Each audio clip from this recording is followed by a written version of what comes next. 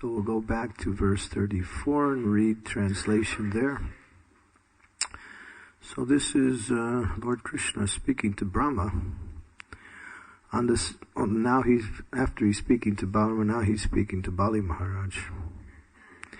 On this planet Sutala, not even the predominant beings of other planets, but to speak of ordinary people, will be able to conquer you. As far as the demons are concerned, if they transgress your rule, my disc will kill them. O great hero, I shall always be with you and give you protection in all respects, along with your associates and paraphernalia. Moreover, you will always be able to see me there. Today's verse.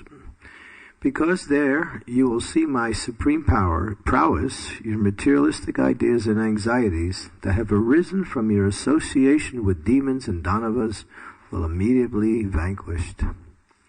Purport by Srila Prabhupada. The Lord assured Bali Maharaj of all protection. And finally, the Lord assured him of protection from the effects of bad association with the demons. Bali Maharaj certainly became an exalted devotee, but he was somewhat anxious because of his Jai Shri Shri Radha Gokulananda Sitaram Lakshman Hanuman Gordetai Ki Jai.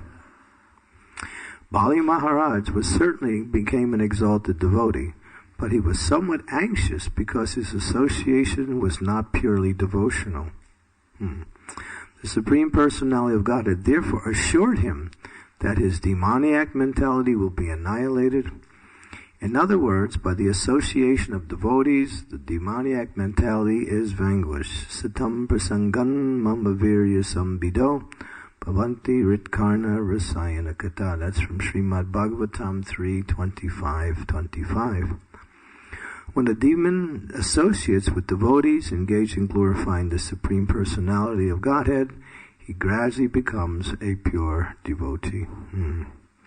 Thus ends the Bhaktivedanta purports of the 8th canto, 22nd chapter of Srimad Bhagavatam, entitled Bali Maharaj Surrenders His Life. Om Agyan Timidandasya Gyanajana Salakaya Chaksu Unmilitam Yena Tasmai Shri Gurave Namaha Shri Chaitanya Manobhistam Staptitam Yena Bhutale Swayam Rupa Kadammayam Dadati Swam Padantikam Bandeham Shiguro Shiyuta Padekamalam Shigurun Vaishnavamscha Sri Rupam Sagrajatam Sahaganat Raganatam Vitam Tam Sajivam Sadvaitam Sarvadutam Parijana Sahitam Krishna Chaitanya Devam Sri Radha Krishna Padam Sahagana Lalita Sri Vishakam Vitamscha. Hey Krishna, Karuna Sindhu, Dina Bandhu Jagatpate, Gopesha, Gopika Kanta, Radha Kanta Namostute, Tapta Kanchana Gaurangi, Radhe Brindavaneshwari, Vrishabhanu Suti Devi, Pranamami Hari Priye, Vancha Kalpa Tarupischa, Kripa Sindhu Bevacha, Patitanam Bhavanebhyo, Vaishnavebhyo, Namaho Namaha. Shri Krishna Chaitanya Prabhu Nityananda Sri Advaita Gadadhar Sivasari Gaura Bhakta Vrinda Hare Krishna Krishna Krishna Hare Hare Ram Ram Rama Hare Hare. Srila Prabhupada Ki Jai. Wow, what mercy. How did Bali Maharaj, I might ask this question, how did Bali Maharaj get such personal association with the Supreme Personality of Godhead? It's not easy to get the Lord's personal association. It's very difficult. In fact, it's very, very rare that the Lord personally appears to someone in such a way. And he was a demon. He was a demon also. Or at least, he represented that class of people known as the demons. But we might look a little bit into the past, and he had this inclination to honor and respect Vaishnavas and Brahmanas also. That was his what we say, exemplary quality. He would always give as much charity as possible whenever a great soul would come into assembly. He was very magnanimous, very generous, and in one sense, he followed Vedic culture. But still, somehow, because he was born in the demon family, he was a demon. We look at him, we might even say just like Prahlad Maharaj was also born in the same family. In fact, Prahlad Maharaj is his grandfather. That's another good point of his credit, that he had that type of connection with not only a pure devotee, but a Mahabhagavat. So, with all those considerations, Krishna wanted to show him mercy. I mean, Krishna could have came in another form to simply take back the universes. That's not hard for Krishna. He doesn't have to come personally to do that. He can send his representatives. He can also send some material cataclysms to destroy whatever is there and to bring it back in due course of time. And that's usually the way he does things. But in this case, he personally came. Of course, it was on the request of the demigods headed by Lord Brahma. And so to honor that, he personally came. But that was his decision. That was his decision. But he wanted to show this special mercy to his devotee. Bali Maharaj is a Mahajan. Mahajano Yena Kata Sampata. He knows the science of bhakti. He can teach the science of bhakti. But he's a demon. He falls in the category where we have the example of also a Vritrasura. Was he actually a demon? He was in a demoniac body and acted in the same way as a demon. But in his heart and mind, he was actually a great soul. So we see in the Bhagavatam sometimes persons who are in a very demoniac or very marginal position outside of devotional service get special mercy of the Lord. Can't understand that. We might also say even us who have come to devotional service, what is our qualification? When I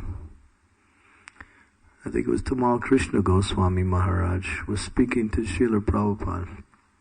And he was very incredulous about how is it possible that we Westerners somehow or other, looking back at our upbringing in the Western society, which was very much focused on material life and sense gratification, somehow it came to a pure devotee and was able to be engaged in pure devotional service. And he posed the question with a consideration by saying, well, it says you have to have sukriti, pious activities, something in the past in order to bring you to this state. Prabhupada responded, I have created your sukriti. I have created your good qualities. So it's actually volumes of mercy coming from the Lord through his pure devotee that we have the opportunity to engage in devotional service. Devotional service is a great privilege and it's very rarely attained. Bali Maharaj received the supreme mercy of the Lord, his darshan. And not only that, the Lord is so pleased with Bali Maharaj's surrender. Bali Maharaj was in a difficult situation. Krishna put him in that situation just to show his glories. When he wanted to give 3 steps of land, the Lord could have took the 3 steps, all the land in 3 steps to make Bali look good. He could have did it that way. But he didn't. He took it in 2 steps. Could have took it in 1 step. But he did it and left 1 step unfulfilled and 1 part of the promise unfulfilled, just to give Bali Maharaj a chance to surrender his life in pure devotional service. He wanted to glorify his devotee. He knew the heart of Bali Maharaj. And Bali Maharaj was in a very difficult situation because the Lord chastised him. Told him, you're a thief. Someone who can't keep a promise. In that section it says that there's nothing worse than a liar. It says that the earth can bear all kinds of sinful activities except those who lie. It's such a great burden on the earth. How, what we say, devious a lying mentality is. You see, even in today's society, if you do something wrong, and it's obvious you do something wrong, and you admit it, you get mercy. Right? But if you try to hide it and you lie, how much you get punished more. Right? There was a little incident. One of my disciples, his mother-in-law, she was shoplifting. It's not a very good occupation. But she got caught. And it was obvious she did it. And she lied. And because she lied, she could have got away with, they probably even would have let her go. An old Indian lady who, just acted kind of impetuously. But she lied. And because she lied, she had to go to court and pay a huge fine. Huge fine. They probably would have let her go or gave her a small little token fine. But when you lie, you get such a reaction. So Krishna used Bali to say, hey, you're a liar. You're a thief. You've made a promise and now you can't keep it. Doesn't that disturb you sometimes when somebody says they're going to do something and they don't do it? It's better to say you can't do it, right? Be honest. And of course, circumstances sometimes change in our life where we're forced to act differently because of the circumstances. But that's not always the case. When one says, I will meet you here at this time, and they don't show up. Or, be sure, I'll do what you say, but they don't do it. Oh, that's so disturbing, right? Because you lose trust in the person. And trust is the basis of relationship and friendship. And when that's broken, when trust is broken, friendship is destroyed. So Krishna said that to Bali. You lied. You promised me 3 steps of land. In fact, Bali was thinking when he offered the anything he wanted, he was expecting the Lord to ask for more. But the Lord only asked for 3 steps, and Bali couldn't even do that. And then the Lord put him in a very difficult situation. He called for the ropes of Vasuki, had him tied up, and he was punished like an ordinary criminal. And he was very humiliated by the whole situation. But somehow or other, by his bhakti and by the mercy of his grandfather, Prahlad Maharaj, who appeared on the scene, he understood what to do. That the Lord arranged it so he could use his 3rd step to surrender his life to the Lord. And that's what the Lord is looking for.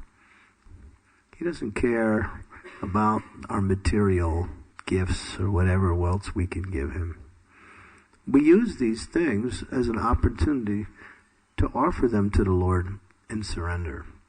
But surrender is the mood. And surrender is the only mood. Therefore, Krishna says in Bhagavad Gita, after he speaks the whole philosophy of Gita, he basically sums it up, surrender. Talking about the various yogas and the various aspects of the material energy and an interrelationship between the Supreme Lord, the living entity, material energy, so many things. And basically sums it up, now just surrender. And then all this knowledge will come to you by way of the mood of surrender. But surrender is not so easy, is it? Sometimes we can surrender when it's easy, right? Oh, it's convenient to surrender. When things are going my way and it's just very nice. But sometimes we find ourselves in a difficult situation and surrender is not so easy. Especially when you do something and people say, oh, you didn't do it right, or they criticize you, or not satisfied by what you do. Well, I tried my best. Even though you did your best, it's not appreciated. So these are actual opportunities to surrender not only the activity, but to surrender our idea that we can surrender something.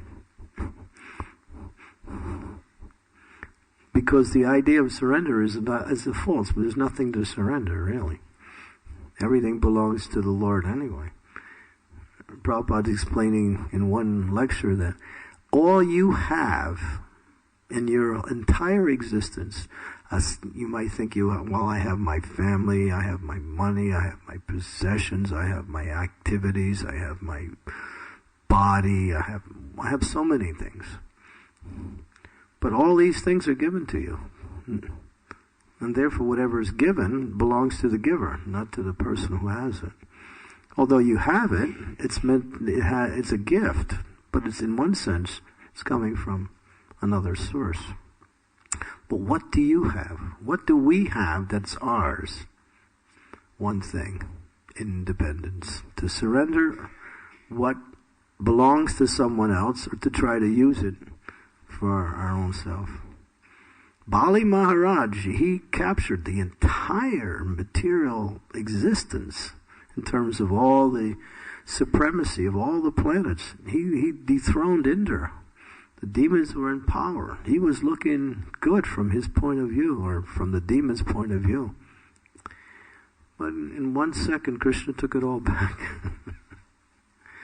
and made him look like a fool at the same time. But then Krishna now, or Vamanadev now, is just, he's so happy with Bali Maharaj. He's so pleased because although he was very difficult for him to do that, he not only did it, but he did it completely. Complete surrender. Therefore, Bali Maharaj is known as one who surrendered everything. That's hard to do, right? We say to Krishna, I'll surrender, but, here's my list of the things you can take. Don't touch this list over here. These other things, these are the ones that maybe later, maybe. But it's always later. Right now I need to enjoy them a little more and use them. So, but, Bali Maharaj had no choice. Either he was going to look like the worst criminal in the universe for disobeying and lying to the Supreme Lord, or he's going to be glorified as the greatest devotee by surrendering his life. And he did. He got the mercy. He was able to think, because Krishna says, now you're a thief. He tied him up. Said, you should be punished. But somehow he said, my dear Lord, actually, the third step belongs on my head. And he was happy to do it. But at first he couldn't think of it. It was by the mercy of his grandfather who appeared on the scene. This is the important part here.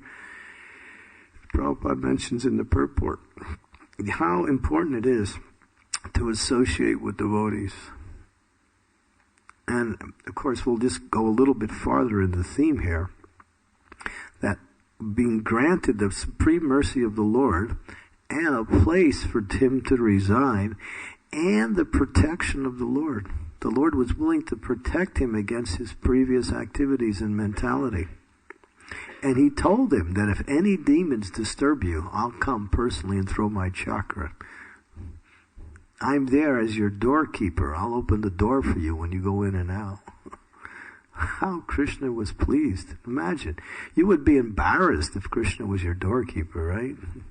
He would say, no, I can't allow it. You'd go find another door to go out.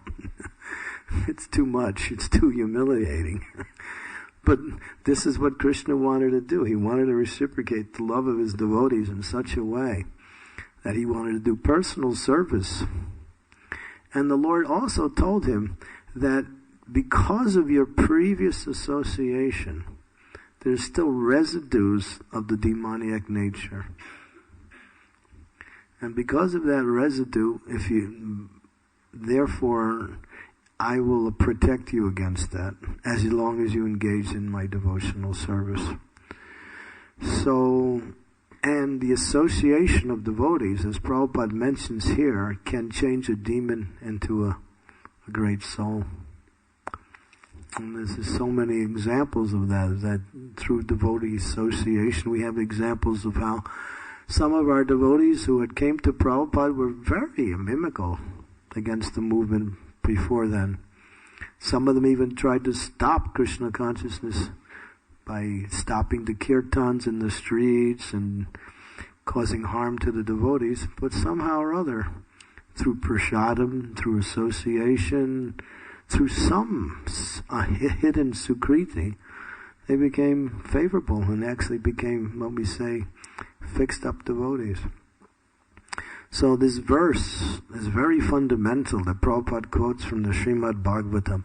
Satam prasangam mama virya sambido bhavanti ritkarna rasayana katha. That the association of devotees in hearing and chanting the glories of the Lord is what purifies the heart. That's the fast track. That's what works very quickly to bring our consciousness back to its normal state of pure devotional service. To regularly hear and chant in the association of devotees. This is the essence. Sadhu Sangha, Sarva Sastri Hoy, Lavamatta, Sadhu Sangha, Sarva Siddhi Hoy. The association of great souls cannot be compared. Because in the association of those who hear and chant the Lord's glories, the Lord's personally present. Because he likes that association. He comes personally present in his mercy manifestation to purify the hearts of the devotees who hear and chant his glories. But Bali Maharaj, he had some bad association before. And although, now this is also interesting, although he got the association of the Lord, got the supreme mercy of the Lord, got the favor of the Lord, so many things, it's indicated here he still has some residue of demoniac nature within his character. This is a very interesting point, very important to understand. How we might use the word insidious, negative association can be on a person. I'll give you an example how it works. You may be a devotee, and you may be engaged in devotional service. Somebody says something bad about another devotee, although it's not true. Still, that statement leaves some doubt in your mind about the validity, right? You hear something negative, some criticism or something, and you may also start to, in some subtle way, think there's something true or value in there. That's how bad, that's how subtle association can be. And Prabhupada, actually, in the Harinam Chintamani, Srila Haridas Thakur explains there's three types of association we should avoid very carefully. He says the Mayavadis, the atheists, and the Dharmadwajis. These are the three. The Mayavadis, they appear to worship the Lord by chanting mantras, sometimes even the Hare Krishna Maha Mantra, and they can speak philosophy very convincingly, but their mood is to kill Krishna, or to bring one to the understanding that actually the Supreme Lord is the living entity, and the living entity has simply forgot that. And through all this process of worshiping the manifestations of the forms of the Lord, the names of the Lord, and studying philosophy, one comes to the realization, I'm God. They don't speak that so often, but they actually practice that mood by performing activities. Sometimes you can't even tell until you actually discuss things in detail. Right? It was that example in the Chaitanya Charitamrita, where Raghunath Bhatta Goswami, he was traveling from Varanasi to see Chaitanya Mahaprabhu in Jagannath Puri. On his way, he met a wonderful Ram Bhakta, who was Ramdas Vishvasu, his name was. He was always chanting Ram's name, constantly.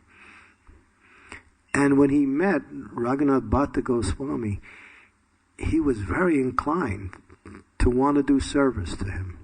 So he offered to carry his bags and to offer personal association to Raghunath Bhatta Goswami. And Raghunath Bhatta Goswami said, oh, this man seems very nice. He's very humble, wants to serve, and he's chanting Ram's name always. So they both traveled. And then they came to Jagannath Puri, and Mahaprabhu was there to greet both of them. They both paid their respects to Mahaprabhu, and Mahaprabhu focused his complete attention on Raghunath Bhatta Goswami, didn't even look at Ramdas Vishvasu. And Ramdas Vishvasu was thinking, he's not even looking at me. And then the Lord could understand his heart, and he looked at him and said, give up this idea of trying to become Ram. Give up this idea of trying to become Ram. Become a devotee of Ram. So he could understand his heart that he was chanting the names of Ram to become Ram. Raghunath Bhatta Goswami didn't even understand that completely until Chaitanya Mahaprabhu revealed that. So this is an example how this type of association we can't even see. So one should very carefully avoid Mayavadi association, or those in the name of devotional activities but are teaching something different. The goal is Prema Pumarta Maha, to love Krishna, to engage in devotional service. The Dharma Dwajis, they're similar. They make a show of devotional service, but they have material motivations. Jai Shri Shri Radha Gokulananda Ki Jai.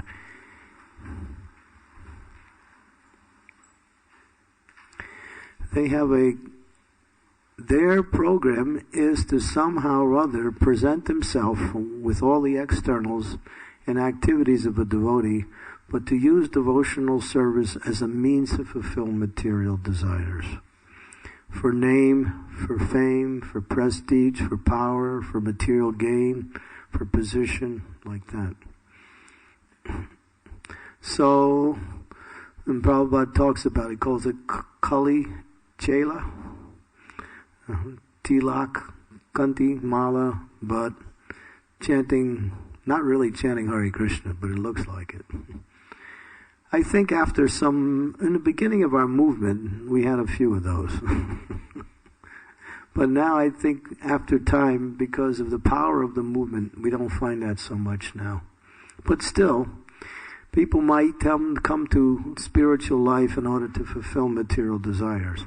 If you come with that intention, that is a way to come, but to try to keep that and fulfill that after being instructed in the process of devotional service and getting the association of devotees, and then that becomes a deviation or an artha, which will lead ultimately to fall down like that. So material desires are one of the reasons why one may come to the lotus feet of the Lord in devotional service, but if one keeps that, then it becomes a block in one's progress in devotional service like that. Initially it's acceptable, but after some time, when one is sufficiently educated or having received enough education and training in devotional service, one has to give up that mentality. So Dharmadwajis. And the last is the atheists, those who are obviously, what we say, very vocal against the Supreme Personality of Godhead's existence and are willing to make propaganda against that. But Haridas Thakur also mentions more subtler times of negative association. He says to associate with the opposite sex for the purpose of enjoying that association for material happiness. That's another type of bad association. And to associate with those who are attached to the opposite sex for the same reason. So he gives a few more. So these are the kind of associations that a devotee wants to carefully avoid. Because devotional association is so powerful that it can bring one sarvasastri har lavamata quickly to the platform of purified consciousness. But in the same way, wrong association. Now we might say, well, what do? I have a job, I have a family, I have to associate with those who are non-devotees. But association really means affection for. If we develop an affection for non-devotees, then we will become affected by that. Physical proximity doesn't really give the definition of association. You can't avoid physical proximity. You may be in exchange with non-devotees to carry on business or for some occupation, but you don't open your life and heart to the non-devotees. You don't allow them into your confidence and speak about things that are very dear to you. Because then you will become, what we say, disappointed. To say the minimum, to say the least. So we carefully, therefore we say, that kind of association can be in order to carry on business, right? Like that. But association means affection for. So, of course, devotee wants to give the non-devotees association. That means preaching or showing mercy in some way or another. And that we do. But we don't accept their association, because if we do, then we go down. Sometimes devotees will make that mistake and take too much of that association and find themselves in an awkward position. Sometimes when we accept prasadam cooked by non-devotees, out of some, what we say, graciousness or some situation which puts us in that, then the mind will become affected. Therefore, Prabhupada very carefully cautions in the Chaitanya Charitamrita, do not, eat food cooked by non-devotees. And in some cases, we even say that we shouldn't even take food from persons who are not following the 4 regs and chanting 16 rounds. Because the consciousness of the cook goes into the food, especially grains, and one becomes affected by that. And therefore, what is that affection? Then the mind becomes, what we say, deviated away from Krishna and towards material things, like that. So, Bali Maharaj appears, and this is quite surprising. When I read this, I was actually quite surprised that there was still some residue of demoniac effects of a previous association within Bali. But the Lord said, if you just engage in my devotion, I will give you all protections. So we seek the protection of the Lord in any circumstances. That's the success of a devotee. Whatever we are doing in any aspects of our existence, the mercy of the Lord makes everything. And one has to beg for that mercy. One has to pray for that mercy. Just to simply follow the process is nice. It's important. But one has to open their hearts up to the Lord and the Lord's pure devotee to pray for the strength and for the facility to carry out the Lord's instruction in our devotional service. And that makes the Lord very much inclined to that devotee. The power of prayer is when one sincerely prays. But we cannot sincerely pray unless we really understand our position. What we say, small we are, and how easy it is to be affected by the material energy. Look what happened to Ajamil. Trained in a Brahminical family, brought up in a nice Brahminical atmosphere and culture. All good qualities, never had any, but simply he simply saw, a licentious activity happening in public between two low-class people. One was a prostitute. His mind became deviated. You're riding in your car and there's one of those billboards and you're thinking, and you realize, what am I looking at?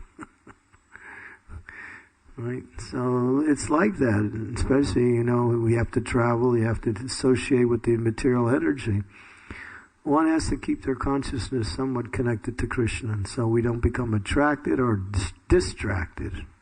We may not become attracted, but become distracted. And distraction, when it's long-term, can lead to attraction. And attraction can lead to reawakening material desires again. Like that. So Bali Maharaj, he's going to eventually become completely purified by the Lord's special mercy and kindness. Okay, any questions, comments?